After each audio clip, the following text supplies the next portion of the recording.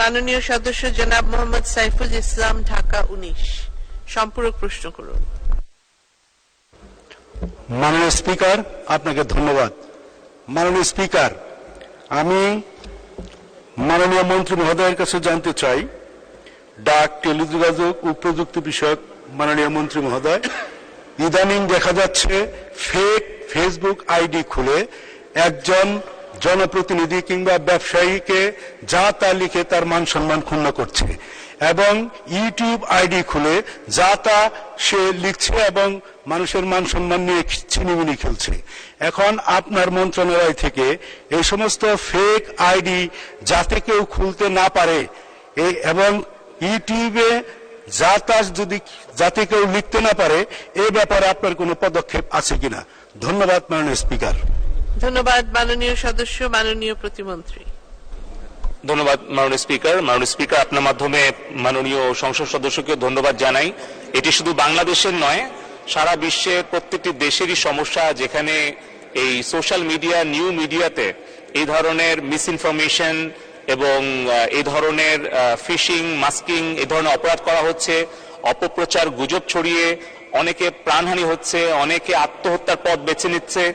আমাদের যারা মাননীয় সংসদ সদস্য বা রাজনৈতিক নেতৃত্ব আছেন, তাদের বিরুদ্ধে তো অপপ্রচার হয়ই, অনেক সময় কিন্তু আমাদের ছাত্রী বোন, সন্তানদের, কন্যাদের, তাদেরও কিন্তু অনেক ধরনের ডিপ ফেক ভিডিও কিংবা ইমেজটাকে প্রসেস করে ফটোশপে কাজ করে এমন অনেক ধরনেরই অপপ্রচার বা মানহানিকর, আক্রমণাত্মক কন্টেন্ট সোশ্যাল মিডিয়া ছড়িয়ে দেওয়া হয়, যার জন্য কিন্তু অনেক ছাত্র ছাত্রী, কিশোরীদেরকে জীবন পর্যন্ত দিতে হয়েছে। তো সেই ক্ষেত্রেই কিন্তু প্রয়োজনে এবং সময়ের তাগিদে আমরা সাইবার সিকিউরিটি অ্যাক্ট প্রণয়ন করেছি, এবং যে কোনো কেউ যদি ক্ষতিগ্রস্ত হয় তাহলে সে আইনের আশ্রয় গ্রহণ করতে পারে, তার বিরুদ্ধে আইনগত ব্যবস্থা গ্রহণ করতে পারে। একই সাথে কিন্তু আমরা ফেসবুক, ইউটিউব, টিকটক সহ আমরা আমাদের বাংলাদেশ টেলিকমিউনিকেশন রেগুলেটরি কমিশন বিটিআরসির মাধ্যমে এই আইনের বলে আমরা প্রতিনিয়ত এই অভিযোগগুলো করে থাকি।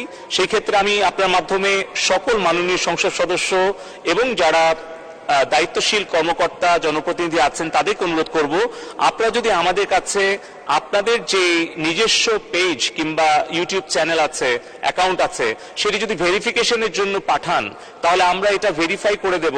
তাহলে কিন্তু অন্য কোনো ফেক আইডি দিয়ে আপনার নামে কেউ অপপ্রচার করতে পারবে না। পাশাপাশি আমরা ফেসবুক, ইউটিউব সহ টিকটক, অন্যান্য সোশ্যাল মিডিয়াকে নিয়মিতভাবে অভিযোগগুলো পাঠাই, যাতে এই প্ল্যাটফর্মটা মাল্টিন্যাশনাল, তাদের কিন্তু বর্তমানে বাংলাদেশে কোনো অফিস রেজিস্ট্রেশন করা নাই। এটা আমরা বারবার বলছি, এই কারণেই কিন্তু পার্সোনাল ডেটা প্রোটেকশন অ্যাক্টটা প্রণয়নের উদ্যোগ নিয়েছি, যাতে বাংলাদেশের কোনো ব্যক্তির বা প্রতিষ্ঠানের কোনো তথ্য উপাত্ত যাতে সেই নাগরিকের অনুমতি ছাড়া কোনো প্রতিষ্ঠান যেন সে দেশের বাইরে না নিয়ে যেতে পারে, এবং সে যাতে তার অনুমতি ছাড়া অপব্যবহার করতে না পারে। তো আমি আবারও অনুরোধ করব সবাইকে, তারা যেন ভেরিফাই করে নেন, এবং পাশাপাশি আমাদেরকে অভিযোগ করলে আমরা এর বিরুদ্ধে শক্ত ব্যবস্থা নিব, এবং তাদেরকেও বাধ্য করব যাতে তারা নিজেরাও এই ধরনের ব্যবস্থাটা গ্রহণ করে। ধন্যবাদ মাননীয় স্পিকার।